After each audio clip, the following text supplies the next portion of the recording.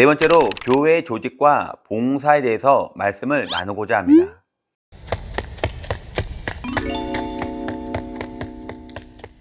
우리가 사람이라고 부를 때 그것은 이목구비와 수족을 갖추고 인격을 지닌 전체적인 인간을 의미합니다. 마찬가지로 교회라고 부를 때에도 여러 가지 지체가 성령으로 연결되고 조직되어 있는 전체적인 그리스도의 몸을 의미합니다. 이러므로 교회에는 마치 사람의 각 지체나 기관이나 크고 작은 조직처럼 여러 가지 부서와 기관과 조직들이 있습니다. 만약 그 지체들 중에 한두 가지만 없어도 교회는 온전한 그리스도의 몸을 이룰 수 없습니다. 먼저 조직의 필요성에 대해서 나누겠습니다. 교회가 처음 시작할 즈음 특별한 조직이 없어서 사도들이 복음을 전파하고 교회 행정을 맡았고 봉사활동도 하였습니다. 그러나 여러 가지 일로 주의 복음 전하는 일이 소홀하여지자 이 일을 분담하기로 하였습니다.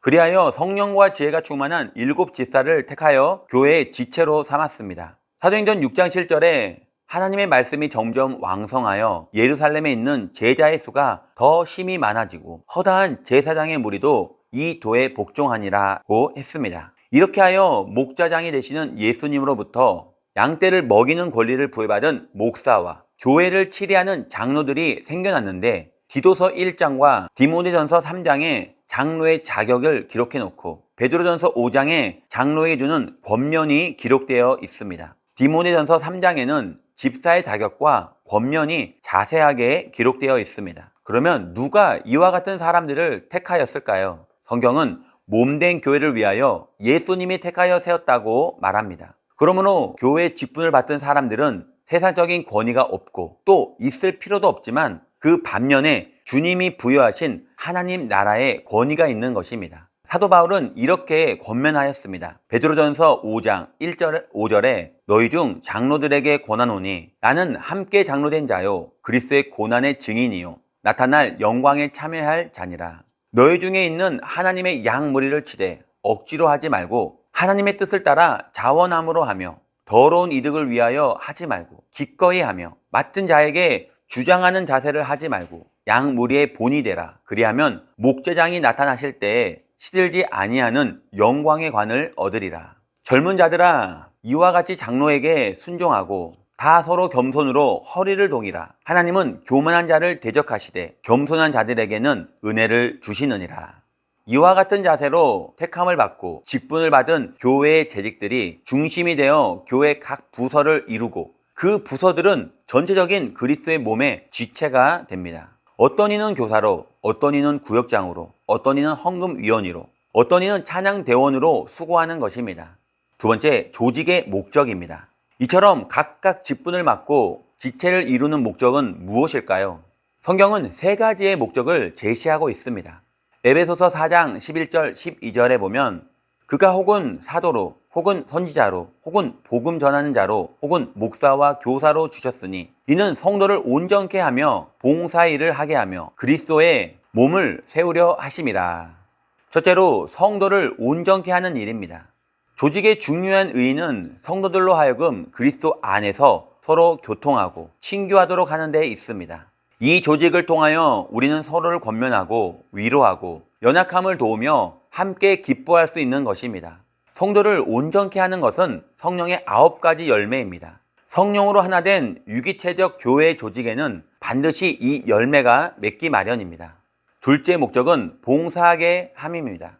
빌립보 교회는 바울을 통하여 하나님의 사업에 투자하였고 봉사한 까닭에 빌립보서 4장 19절에 나의 하나님이 그리스도 예수 안에서 영광 가운데 그 풍성한 대로 너희 쓸 것을 채우시리라.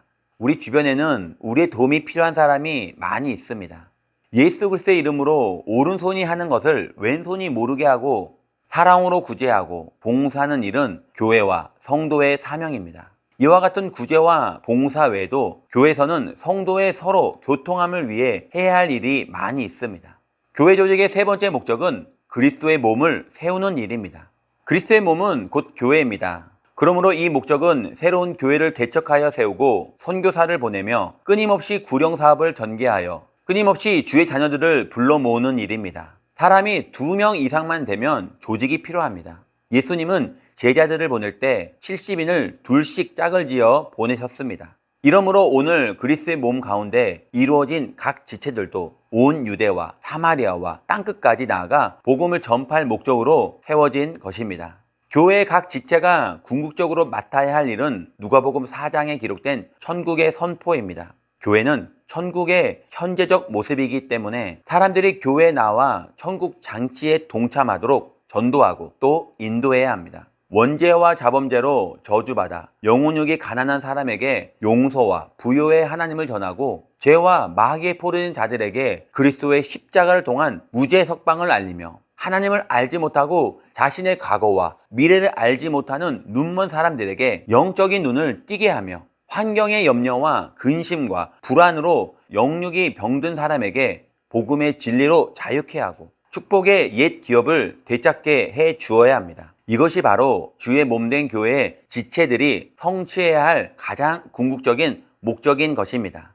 오늘날 이 세상에는 수많은 조직들이 있습니다. 그러나 그 조직의 구성 동기가 무엇이냐에 따라 성격이 달라집니다.